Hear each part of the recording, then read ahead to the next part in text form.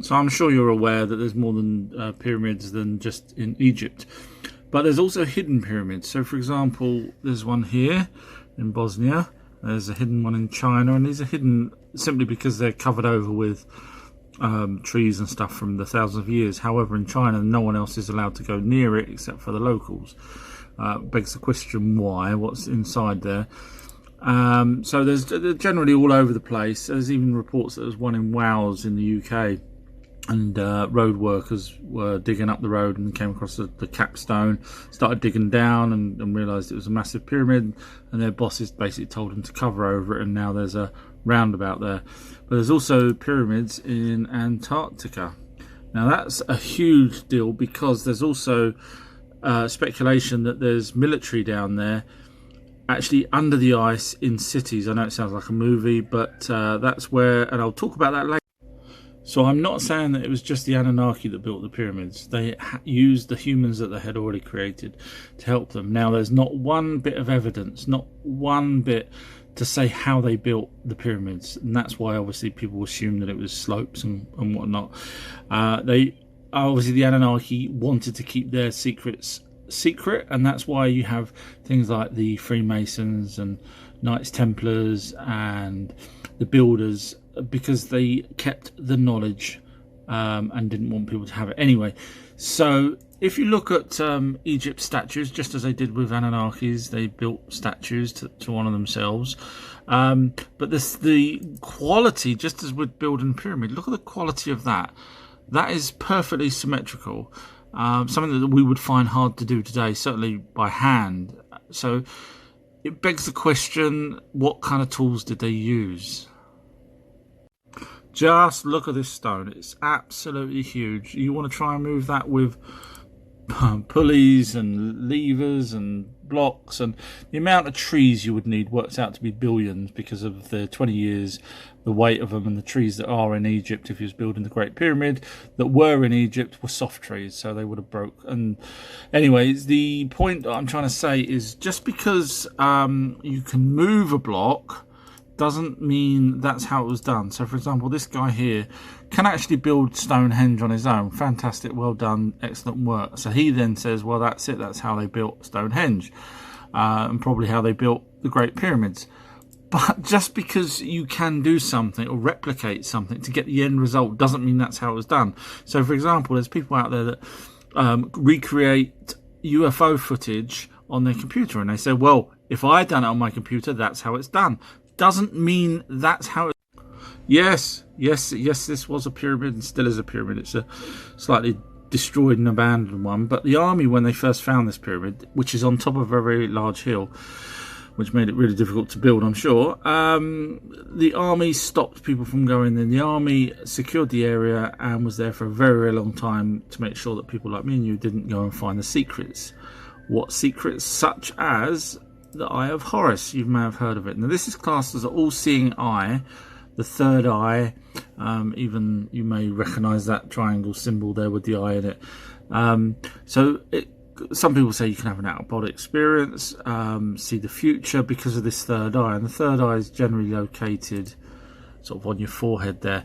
The next video is really, really important. Please try and watch it, and watch this one first, because it explains why that is connected to our spirits. Time travel. We'll talk about that soon in my videos, but I just wanted to point out, a lot of people are asking me questions about things that if they had watched my previous videos, they wouldn't need to ask the questions. It would make so much more sense. So if you haven't already watched my other videos, there's a little icon there with my little monk holding a skull icon. Click on that. Try and watch them from the bottom upwards, number one first. Then you probably will have a lot of your answers instead of having to ask. So anyway, down the line we will be talking about time travel. This isn't this is just someone that looks like Nicolas Cage. We'll be talking about crop circles, what relevance they have to aliens, and the fact that crop circles were actually around a lot longer than you think. Yeah, I mean, we've all heard about the guy Doug and Dave. But no, they go way back. We'll also look into Bigfoot, one of my favourites. So we've got so much more. And that looks really scary. Now, I was just talking about the all-seeing eye. and as you see, it's a symbol that the Illuminati, which are the illuminated ones, which means they have the knowledge, use the all-seeing eye. Now, I was just talking about the Eye of Horus because that is the all-seeing eye. Now, the Eye of Horus is a way to describe our pineal gland, and the pineal gland is inside our brain, and it's a photoreceptive gland, which is really weird because it shouldn't be photoreceptive that far inside your brain. Obviously there's no light getting to it, and the reason why it's joined with the Eye of Horus is because if you look here, it is actually the same shape as the Eye of Horus. Now, I will cover spirits way down the line, but as you can see, that's where the third eye is. Is there a God? And what's it got to do with this little fella, the Star Wars character? Well, we all heard of the white man up in heaven, and if you actually just replace the word heaven with space in the Bible, go back and reread it, it totally changes the whole book. But Anunnakis did have the white beard and looked like the god that's depicted here. So you could be mistaken thinking, well, that is the god that everyone sort of knows. But when you asked an alien, so abductees and contactees have asked various different aliens when they've been in contact with them, is there a god? Their answer is that there is either, depending on who you ask, creation or the source. Now, it makes it feel like that is some sort of living something or other, because otherwise they would have just said, no, there's no God. So, look at this. The head is disproportionate. Remember I was talking about how symmetrically perfect the Egyptians and Anunnaki, etc., make their statues, but yet this head here is just disproportionate to its body, and that's probably because I think it was Anubis's head. Anubis was a jackal, and because it was pointing out over time, obviously it broke off. Look at just the weathering alone. So Anubis there, if you can see, makes much more sense in the instead of someone's face, because I think that was just recarved.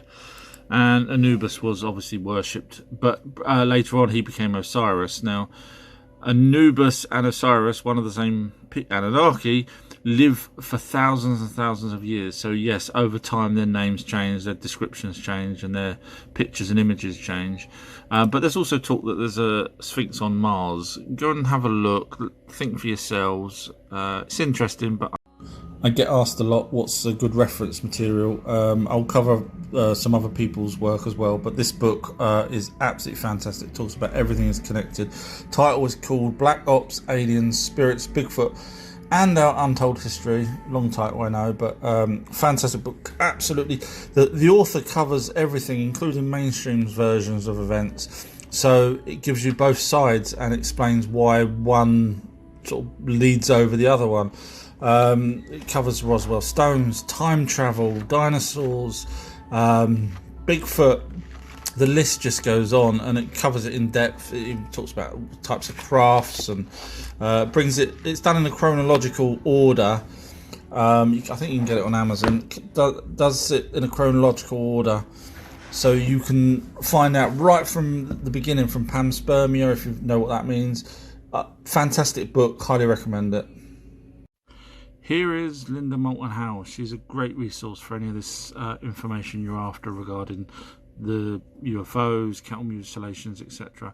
Now, I mentioned in the last video about a great book. That was nothing to do with her, but go and check that book out. But Linda, I totally believe she's got some fantastic whistleblowers that go to her, and she's, as far as I'm concerned, on the level.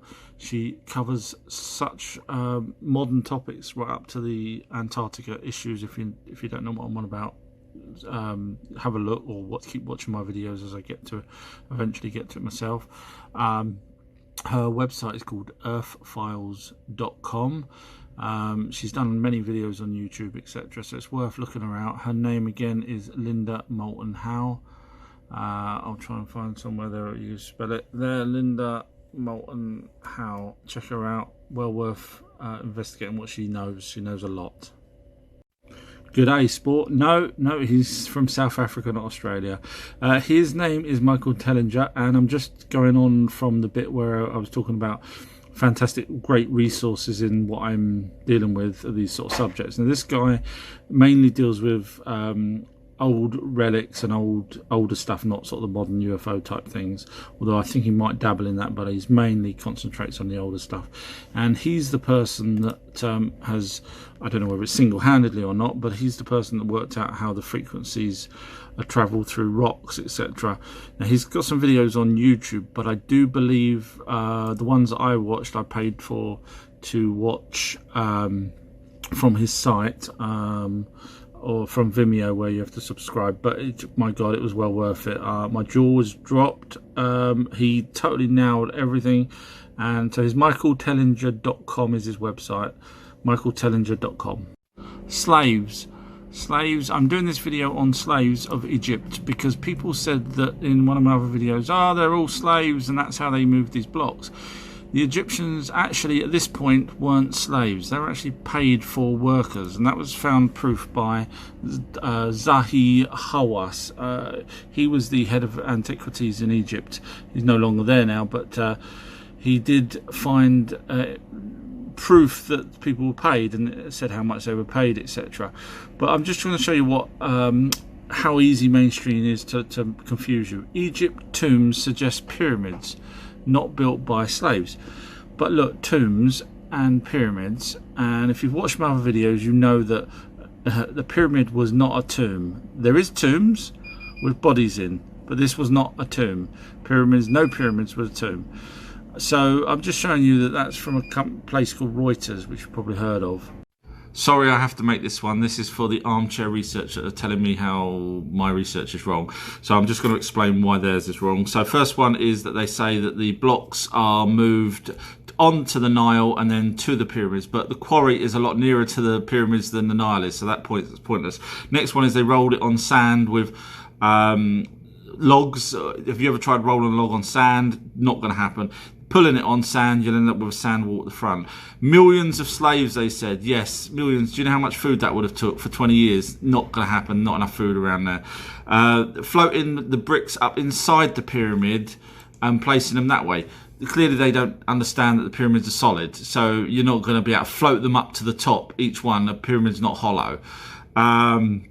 They poured the limestone and used it as concrete. No, because you still would have had to carry the same amount of weight to there. Go watch my other videos. The aliens are here.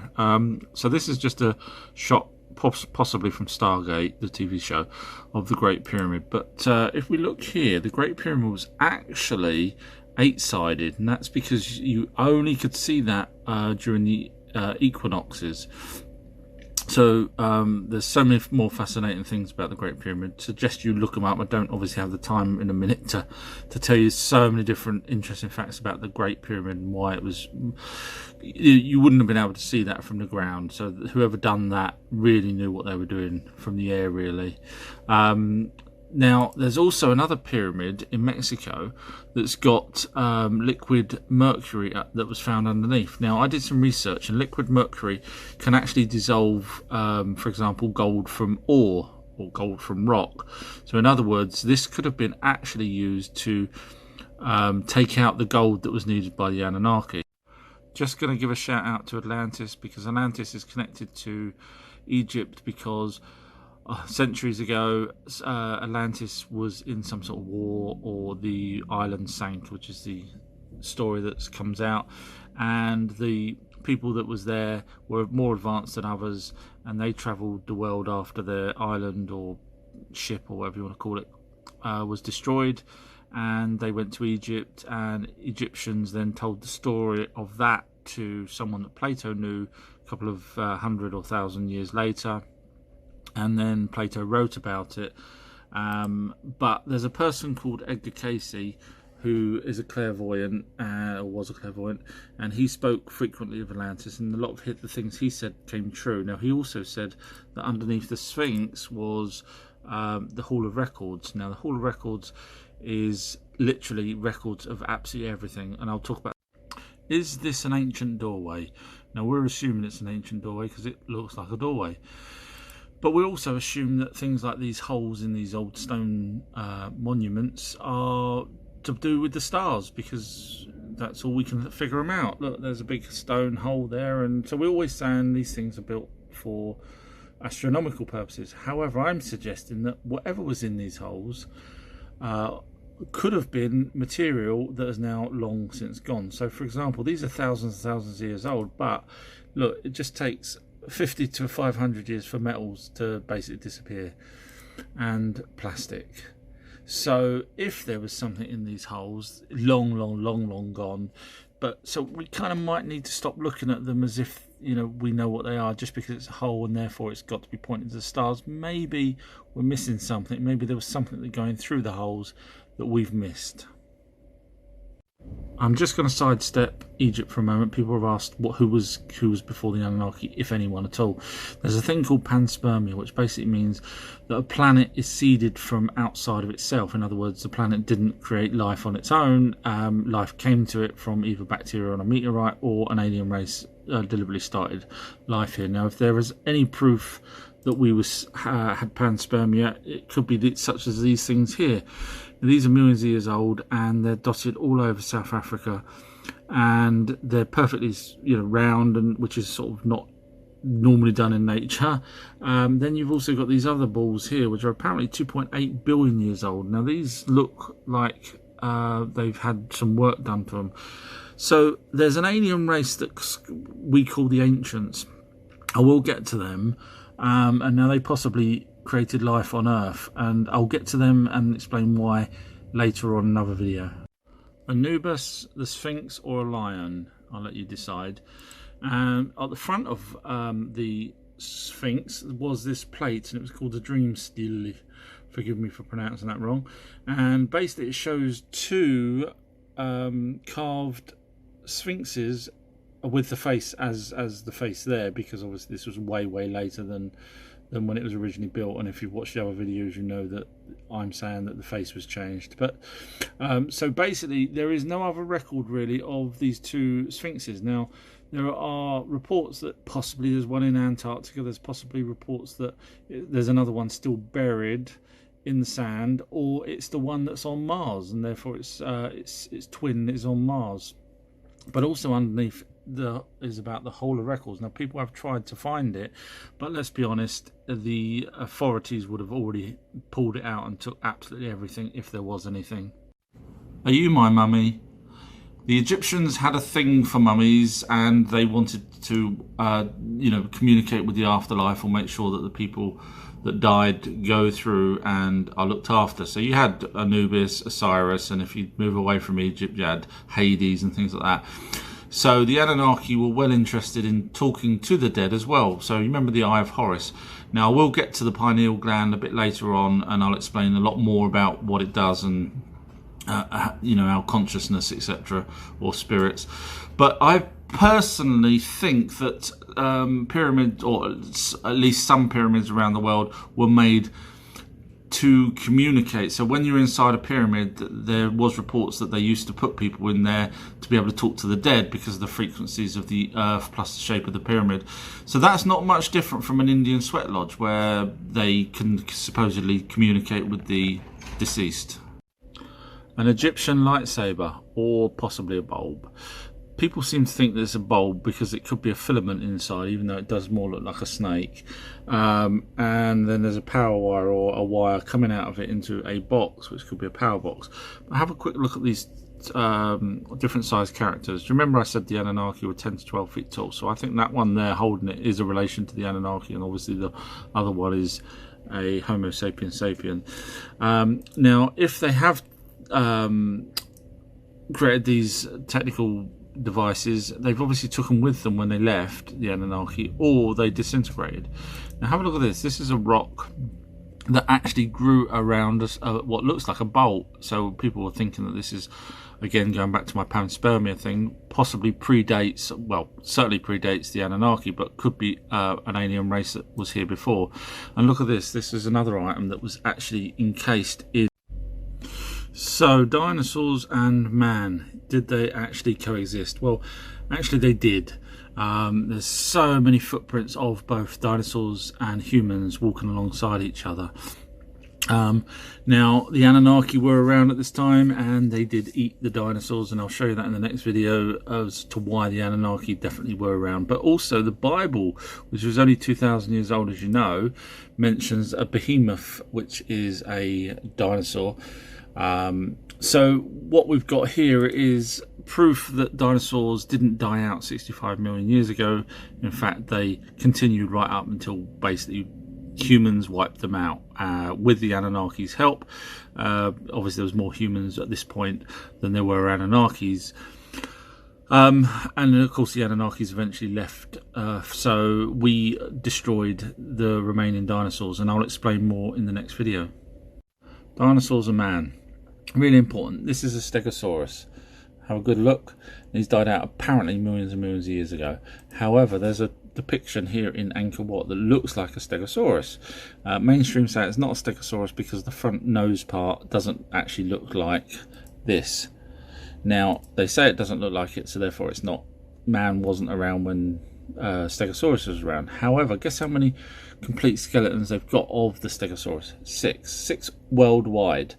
That's like saying a Great Dane dog, you know, those massive Great Danes. If you found a Chihuahua, you would say that's not a dog. You found the skeleton of it, because it's nothing like the Great Dane. The Great Dane's massive. So what I'm saying is there's only 6 full skeletons found, and they're not allowed to dig round Angkor Wat to find any more skeletons. So it's possible that the breed of Stegosaurus around Angkor Wat is different. This is an Ica stone found in Peru by a farmer. There's about 40,000 of them. The patina matches the date, which is supposed to be, you know, thousands of years old. So that we've got people that say no, they're not really that old. It was done by the guy because he wanted to sell them. But 40,000 of them, you try and do that. How many days is that going to take? You'd need to do hundreds a day just to be able to do that, and then in the hope that you'll sell them, which is quite impressive. Now they've also got actual textures on them, which is quite fascinating. But also there's this particular fish that was supposed to be extinct, so how could someone have drew that if they didn't know what to see? But also what's important is the fact that the Anunnaki were in fact fighting the dinosaurs there. As you can see, there's so many of these where they're fighting them. I'll carry on more about these stones on the next one because I'm running out of time. So you see here an Anunnaki riding a dinosaur, and see the textures on the dinosaur. Now, this is still one of those Ica stones, as I was mentioned in the previous video. Now, that person on that dinosaur would have had to have been 12 foot tall to look like that on against the dinosaur. Now, there was a story about the actual finder of these, and he turned around and said, you know, the truth originally. However, he changed his story because Peru, because he was trying to sell these stones that he'd found, which is fair enough, they were being taken outside of Peru. So the local customs in Peru went to him and said, you can't sell antiquities out of our area, we're going to put you in prison. He then had to turn around and say it was fake in order for him not to be arrested. So if you hear the story that he says they're fake, wouldn't you do that? I mean, to actually be arrested in Peru, I wouldn't want to. So I would have also lied. But these are genuine stones. Here is it would be about a 12-foot character sitting on top of, if it was to scale, on top of a Triceratops. Now this was carved in around 2,500 years ago, and was found in 1944 along with 33,000 other of these weird dinosaur type figurines, and these are called the Acambaro figurines.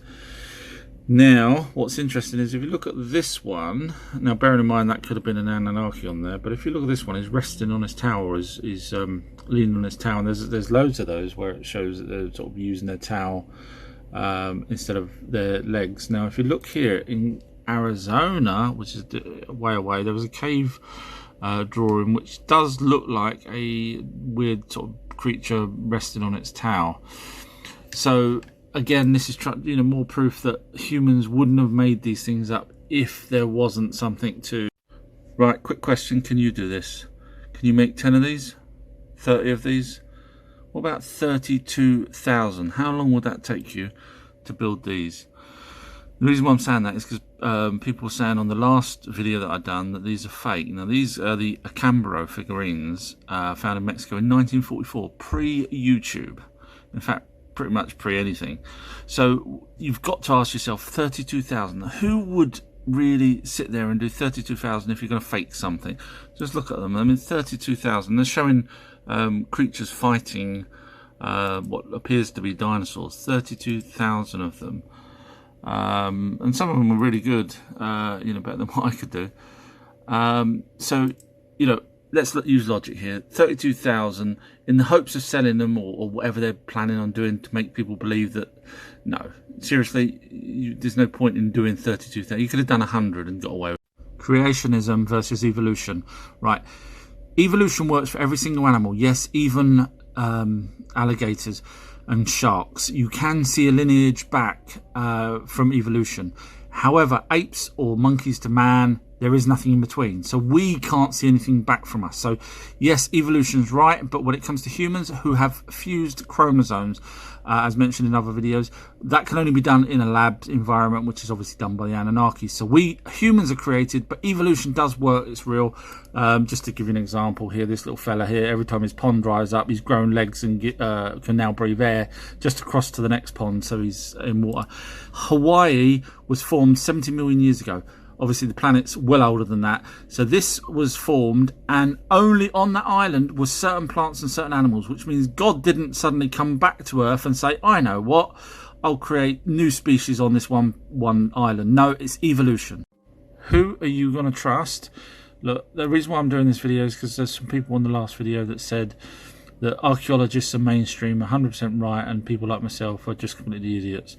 I'm just trying to show you that they do get it wrong. Look, these are statues are in Crystal Palace in the UK. That horn on its nose, turns out it was actually supposed to be a thumb, but they get it wrong.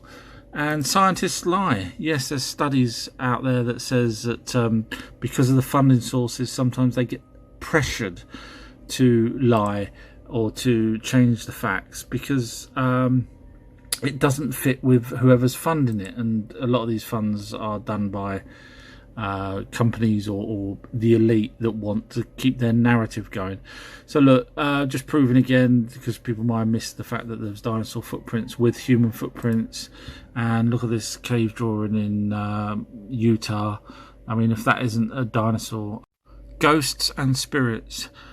This is going to be a complicated one over a few videos. Please watch them in order, because I get people watching just one of the other videos, for example, in the middle of something, and then they actually call me stupid for not knowing something, but it's actually in a previous video that they've not watched. So please watch these in order. So we need to talk about light beings, which is basically energy as a being.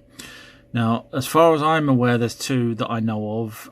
One is the light beings, which is what we call them, and the other is the jinn. Now, the jinn are not so nice. The jinn you may know as the genie from Aladdin. Yes, so the jinn actually normally inhabit something, so in that case it was a lamp. But they also want to get inside your mind, which I'll cover next video. So the light beings actually are constantly a fight with the jinn to stop that happening. Planes of existence. Please watch these in order, because they're not going to make sense and you'll start questioning things that I've said. Okay, so we're talking about the light beings. So the light beings are eternal. They don't die, but they do die if in a nuclear explosion, which I'll get to down the line on another video. So these light beings, they've been around for pretty much since the dawn of time, from what I can gather, and they don't die. So they kind of get, let's be honest, they get bored, and by getting bored, and they can travel all these planes that you can see here, which I'll cover in the next video, what they do from where we are. But the light beings and the jinn get bored, and they want to do something with their bored life, so they actually inhabit the human, and they do that with the pineal gland, which I'll explain in the next video.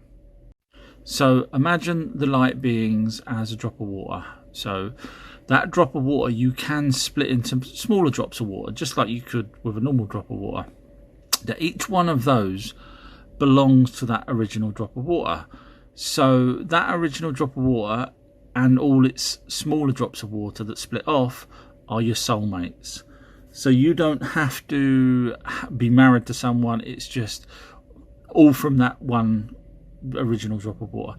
Now the drop of water or energy, the being, enters you in your pineal gland around 4 months. Now Muslims actually have that right, and they say the same thing. They say that it enters your soul, which is what the spirit is, or spirit or soul, whatever you want to call it, enters your body at 4 months. And I'll carry on the next video. So the pineal gland is where your soul has now resided, so it's a symbiotic relationship. But when you die, it knows you died and it goes and it leaves. And sometimes if you have a near-death experience, which means you die but you actually come back to your body, people have said that they've seen light beings, which makes sense, and they've also said that they've seen loved ones. Now the loved ones that pass on, and even yourself when you pass on, you can manifest yourself into that form that you was in. So for example, if I die, I could manifest myself to someone and look like myself as I am now. So when you die, your energy or the soul leaves you, but if you have a near-death experience, sometimes a different soul gets put back into your body. So that one actually, and I'll tell you a story after this video. Let me tell you about near-death experiences. So that is where your soul, which I've mentioned in the previous videos, leaves your body.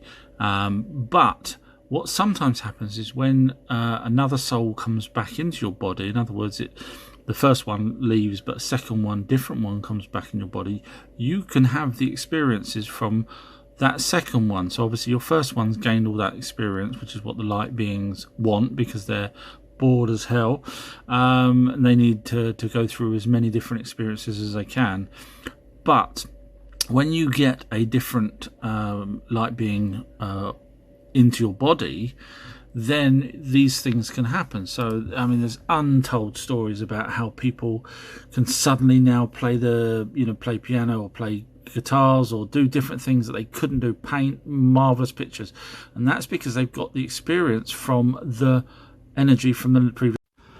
How does a spirit use a Ouija board? Well, in my previous videos I was explaining that the spirit separates from its soul group and enters yourself. Now that is still connected to all of the other members of that soul group. In other words, the drop of water, if you remember I was talking about. So that's connected using the pineal gland. Now if you actually look what the pineal gland consists of, in short, it can receive, it's basically like a radio. It can receive and transmit signals. It's got that ability to do that with certain properties that it's got, which then gives us the auras around your body and helps us do remote viewing, which basically means you can connect instantaneously to the other soul group and view things from a distance, even though you're still sitting in one place. Your spirit, your ghost, can actually be destroyed by a nuclear blast. Now UFO abductees under hypnosis have actually reported back that the aliens have said to them, you are destroying lives, which is not our lives but the lives of the light beings. Now there's a whole council, I know people telling me off for pronouncing things wrong, a council of aliens that look over Earth, and the light beings are one of those particular races. But anyway, going back to the nukes, so UFOs, in other words, moving on to modern times, UFOs do stop the nukes. There's so many reports of the nukes being stopped. In fact, Rendlesham Forest in the UK had nukes, which American Army bases shouldn't have, and the UFOs were flying over that. But there's so many cases, and that's because they don't want us to destroy souls. So the council of aliens are made up of many different types of aliens, but obviously the light beings are the most important there. And before you're born, your spirit, your soul, whatever we want to call it, your energy, goes in front of this council, and the council says to you, okay, we have found your future, and it will be with this particular family, and one of your other soul groups will be your parent or your friend that will come along. You will have hardship in this life. Do you accept that? And then your spirit says yes. And then as you're being born, that spirit enters, as mentioned before. So you make a contract with them. The contract says that you can't kill yourself because that's not good. But obviously you don't know that. It's your spirit inside that tries to tell you not to do these things. So after you die, your spirit goes back to the council, and you go through the review process of what you did, what you learnt. Now, it's totally possible, because obviously time and space are not what we think they are. It's totally possible. So for example, let's say you was in an abusive relationship, and you was the woman, and when you go to the council after dying, the council say, okay, you've learned what it's like to be abused. Now you can go back. Would you like to go back? But this time be the abuser. So time is not what we think. But anyway, the council at some point quarantined Earth, which stopped other alien races coming to basically do bad things to us. Now I believe that was sometime after the Anunnaki left. Otherwise they probably wouldn't have allowed the Anunnaki to have done what they've done. There is no evil with light beings. They just learn. So they could be inside a mass murderer and just learn that to them there's no wrong or right. So when someone dies and the spirit leaves you, or the light being leaves you, it goes to what we call crossing over. So as it crosses over, we can still talk to it, using mediums, using spirit boxes, etc. But then if that spirit that's on the other side crosses over again, so we hear that a lot with mediums when we're trying to contact someone and that person's the spirit's not around anymore, another spirit will say that they've already crossed over. In other words, there's another crossing over, and that goes to a different plane of existence, and we can't communicate once they're on that level. So we can only communicate on the level above us at the moment, which is we call ghosts. Ghosts or spirits, I actually think, are orbs. So they could be after you've passed, you could be coming back as an orb, or the light beings are coming here. Now, there's a lot of people that actually see the orbs. In fact, we can capture them on infrared cameras or night vision cameras. So there's a guy here, there's a pastor in Florida, and his night camera vision caught this. Whoa. The orb came and went for hours. At one point, splitting into several shapes. Okay, so do you remember when I was talking about the orbs, the energy can split off, and that's exactly right there what I was trying to say. So each one of those is still connected to the other one, in a quantum level. So, but the orbs also are, I believe, responsible for the crop circles, not the man-made ones, the proper ones, which I'll talk about in another video. One of my followers asked if we keep getting reborn, past life, how come our population is growing? And that's a really good question. But basically, the spirits, which are, is another entity really. It's not us. So we can actually be born without a soul. A soul. In fact, from what I understand, there are more people on the planet than there are souls available to enter the people. So that's a whole another kettle of fish about overpopulation, and you should go and do your own research on that very quickly if I was you. But when your grandma looks at a baby and she says, "Oh, that's got an old soul," you may have heard that expression. And that's really basically because that soul inside that baby that's joined with that baby has probably been around a lot more than some other souls. So that's the answer to the question. Basically, there's soul. The soul. I'm calling them souls, the entities, whatever you want to call them. They inhabit certain people. So you could be born without a soul. The next thing that I was going to move on to is what they actually manifest. So spirits, after they pass over, they can actually manifest things. So if you want to know what it's kind of like in the afterlife, if they're still on this sort of area here, or this sort of plane here, that we can still communicate with them before they cross over, it's basically they can see our chairs, they can sit on our chairs, but they can manifest things that they can actually hold. So there's audio recordings of that's been recorded in a pub, for example, after everyone's left, and you play it back and you can hear glass smashing, even though there's no glass smashing for real, but you can hear the ghosts or spirits, whatever you want to call them, physically manifesting whatever they need to. So yes, they there's reports that they one of them said that they was riding their motorbikes, you know. So if you ask them what they're doing, if they're still around, they're doing sort of normal things. It takes a lot of energy to do these things. They even play football. So you can actually contact the spirits. I mentioned before on the Ouija board and stuff, but you can use these things called spirit boxes. Now, how they work is the spirit manipulates sound. So it manipulates a frequency so that it's really difficult to explain, but the frequency, if you just had static, when you play it back, the spirit, using energy, has manipulated it to sound like a voice. So then you would end up hearing "get out" or whatever it is. So don't be afraid if you ever hear something in a hiss, because it might be someone trying to talk to you. TikTok's allowed me to upload longer videos. So this is just an update on the Akambaro figurines that show dinosaurs and sometimes humanoid figures, and sometimes both of them together. And the reason why I'm doing an update is a lot of people have thrown out logic because the computer says something, they believe it. So basically, let's lay down the facts. So the facts are 32, I may have said 33 on the other video, but 32,000 of these different types of figurines were found by a farmer in Mexico in 1944.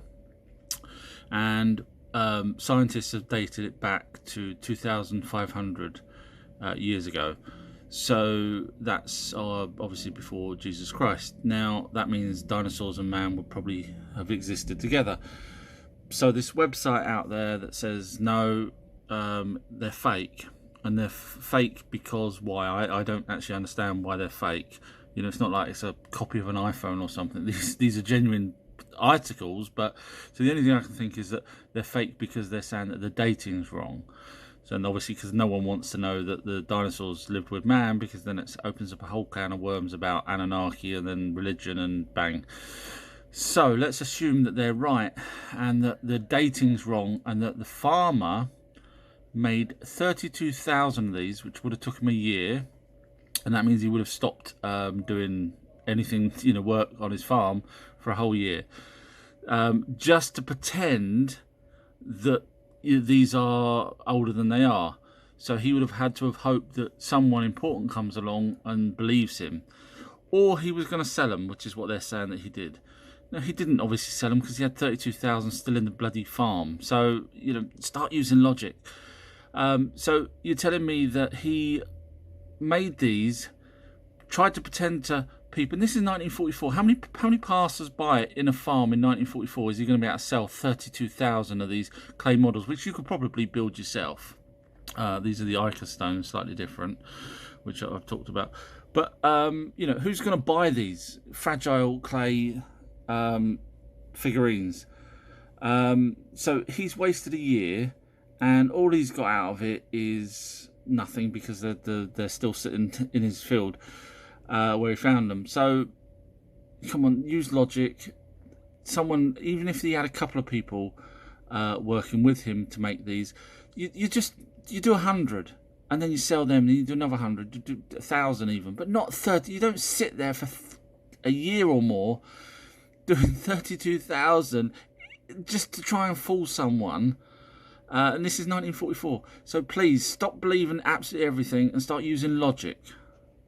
Reincarnation. It's real reincarnation. So what happens is when your spirit leaves your body, it can either do one of two things. It can either go to the plane so in other words, they cross over to the next plane. We can still communicate with them, as I mentioned before in the other videos, or they can stay around the plane that we're in now, sort of thing, which is where you see ghosts. But if it crosses over to the other side, and then for whatever reason someone's about to be born, and you've agreed with the council that, or that spirit, should I say, has agreed with the council that they're happy to go back into another body instead of moving on up another plane, they come back, and so your past lives are still inside this energy, or water droplet as I was calling it, but energy, and then that comes into the next body. And once it's in the next body, you then have sometimes feeling, sometimes intuition from the previous people that inhabited, so the person before you. So what's really interesting is birthmarks. Now, birthmarks, I don't know if you're aware of this, there's been a lot of correlation between birthmarks and the death of the person previously. So that means, for example, there's so many cases, but one child said that he was some sort of gangster in the 40s and he was shot in the head. And this child described it all, described the right person, and they found the right person who he was. And lo and behold, exactly where that child had a birthmark was where he was shot in the previous life. Now, there's a video here, it was really good. I think it was a BBC video, you can find it online. And it was a boy that from Glasgow that remembered living in a place called Barrow, which is still in Scotland, but slightly, I think it was an island off of it. And he described the house, he described his sisters, etc. Cut a very long story short, unless you want to watch it. They basically tracked it down, and pretty much everything he said was correct. So reincarnation is a real thing based on everything that we are aware of, and the logic that I've already said in the other videos about how the spirits work. So I hope you're enjoying these longer videos now. Thank you. Okay, so unfortunately you may have died in an accident and your spirit is leaving your body. Instead of staying around here, it decides to cross over. Or you decide to cross over because you're basically conjoined with it. So you cross over, but turns out sometimes, you may have heard these stories, sometimes your light beings, the ones that have been following you and making sure that you're on the path that you originally agreed with the council, they can actually turn around and say, no, it's not your time, because to them, they can see the past, present, and future. So they know that you wasn't supposed to die at that point. So if at all possible, they send you back to your body, even if you're actually banged up really bad. So sometimes you also hear the stories of where people hear an inner voice before the accident, or sometimes a hand, you may see a hand turn the steering wheel, and that is your spirit inside coming out to work. Hell, Satan, Antichrist, Bill Gates. We're looking at what happens if you are inherent evil. So not the spirit's evil, but you corrupting the spirit inside you, and you are a very, very evil person. So what happens there is when you cross over and you pass on, you die, that spirit, which is obviously conjoined with you, still has your traits and your personality, etc., and it gets put in a group, basically, or an area where other bad people are, and that's done because the good light beings don't want to be hanging around with the bad light beings. So there isn't a hell as such, it's just a lower, what they call a lower frequency. So all the people or spirits that's now got a lower frequency thanks to the evil that people do, they're in a different group. Orbs or light beings, be careful, sometimes you think that dust is an orb, but it's not. But you can actually summon orbs outside or inside. You take a photograph, you ask for a spirit to be there, and then when you look at the photograph back, you may actually see the orb. Some people have said that they've seen faces inside the orb. Be careful though, using night vision cameras, because they they're perfect at picking up orbs, but they're also really perfect at picking up dust that looks like orbs, but you can tell by the way that an orb would move on a video camera. But look at this. This is a crop circle being formed by orbs. Now, if you say it's fake on this post here, I will block you. Sorry, but you have to wait till I start to talk about crop circles. When I get to that point, then you can debate it with me. But if you say it's fake now, I'm just going to block you and you won't be able to see any other videos. So watch this. This is two orbs creating in the UK, and I will prove that it's genuine. But for now, just there you go. This is going to have a nice ending, so please just keep watching. So if you have a baby that passes before it was born, sort of almost full term, you're probably thinking, well, hang on, what's the point of having a spirit go into that baby if the baby doesn't learn anything, or the spirit doesn't learn anything because it passed before? No, you've got to remember there's the soul group. So probably the mother or the father was one of the soul groups, and it's their learning experience, not the baby's. It's their learning experience of what it's like to lose something. Anyway, but from what I understand, when a baby passes over, even if they can't speak, they actually still grow on the other side, so they have language. So when they're talking to clairvoyants and mediums, etc., they can look older to the clairvoyants, etc., and have the ability to use language and speech, and they know what you went through, and they can feel empathy for you. So it's a happy ending. Please give me a heart if you believe aliens are real. So if you click that little heart symbol up on the side there, I'll know how many of you actually believe aliens are real. So I just want to say that I was going to change to a different subject, but a lot of people's asked me to go back and add more to the Anunnaki and the giant side of it. So I'll do that, because what you asked for I supply, hopefully. Also, I'd like to just thank everybody. I mean, you know, the amount of people that's followed me now is fantastic, but it's not just the amount, it's the quality of these people. You know, you've asked some great questions. There's been one or two people that, you know, picked me up on my pronunciations and things like that, but you know, I'm all for a good debate, you know, as long as we don't swear. But you know, you guys that have followed me are fantastic people, so thank you very much. The Ark of the Covenant. Some of my followers have asked me to sort of go back, instead of moving on to different subjects, go back and you know, add more to the Anunnaki story, etc. So I was just going to go and talk about here the Ark of the Covenant. Now, Israel reckons that they found it. Now, bear in mind, there could have been more than one Ark of the Covenant. If you've watched the other videos, you know what I think it is. There's various other places that talk about where it could be. In fact, one of them was in England.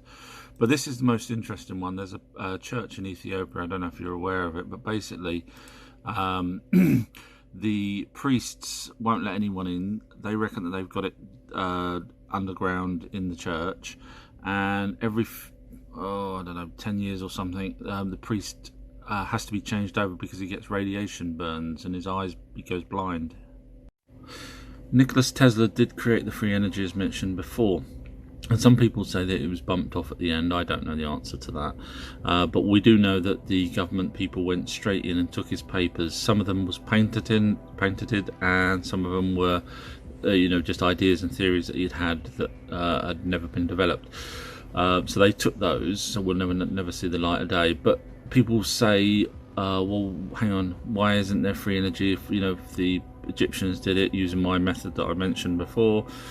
Why isn't no one doing it now? Why haven't we got free energy? Well, sadly, there was a lot of people over the years that have managed to do it, you know, and proved it, but they mysteriously died. Now, you've got to remember that big companies, electric companies, oil companies, all of those stand to lose if these people here manage to get it out to the mainstream. So they won't allow it. We made it to 100, everybody, thank you.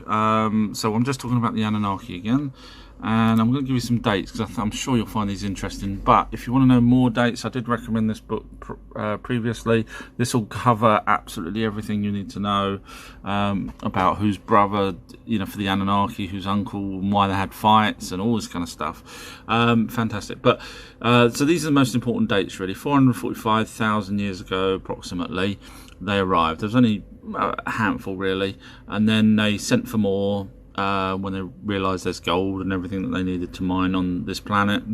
Most important dates really then are 300,000 years ago we were created, the Adam and Eve. 200,000 years ago they got us working for them. Cro-Magnon man was still around but was getting beaten off by us. We was killing them. Yeah. And 11,000 years ago was a great flood.